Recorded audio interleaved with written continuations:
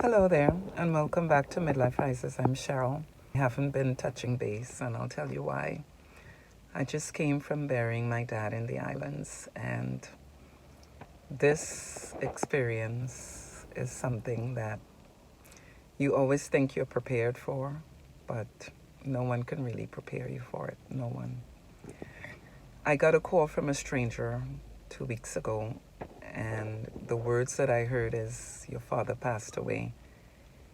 And for as long as I live, I will not forget it because I heard the words, but it just, up to this moment, it has not sunk in. And I rushed off to Trinidad. It was a closed casket because he was laying there on the floor for about 3 days. He wouldn't listen. He wanted to always be alone. And so it looked like he had a heart attack. My dad was going to be 89 on the 25th, which is Tuesday. That's his birthday. That's also the carnival in Trinidad, which she was looking forward to.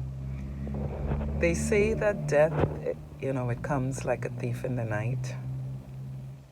My description of it is very different. There are no words because he wasn't sick. And although he was going to be 89, he was full of life, vibrant. He was even joking around about the different killings that was taking place in Trinidad. I called him and told him about Colby, and he was waiting for the news on it. And 2 weeks later, he was gone. A couple of years ago, I had two cousins that died back to back. If you were watching the channel, I was talking about stress and how to listen to what your body's saying and stuff like that, because that's what took out my two cousins. But with my dad, I don't know what to say was going on because he was not opening up. I spoke with him every week. Our calls were on Sundays. And he never confided. There was stuff going on, and he never opened up. He was very proud, and he was very alone. He had a lot of darkness, and it was not apparent. So I don't know how to explain how I feel, but that was one of my best friends that just left there. I told him everything, and he took time, he listened, he gave directions, and now he's gone. And I don't know, I'm on autopilot now. This is as close to home as it's going to get. That was someone that I was very, very close to. He wasn't just my father, he was my friend, my best friend. And a lot of things that I deal with, I was coping with because I was able to make that phone call. And that's it. No more. So I just want to tell you, don't take anything in your life today for granted, because we tend to get into this routine and we really don't know what tomorrow will bring. And the person that is important to you today, you need to let them know how important they are, because you might not get a chance to say that to them tomorrow. I remember the phone call I had with him the last 2 Sundays ago, and he says to me, "Darling, I'll talk to you on Wednesday." And I have long distance on my phone so that I'm able to call him at any time. And with all that was going on with me, I thought, I'll just wait until Sunday.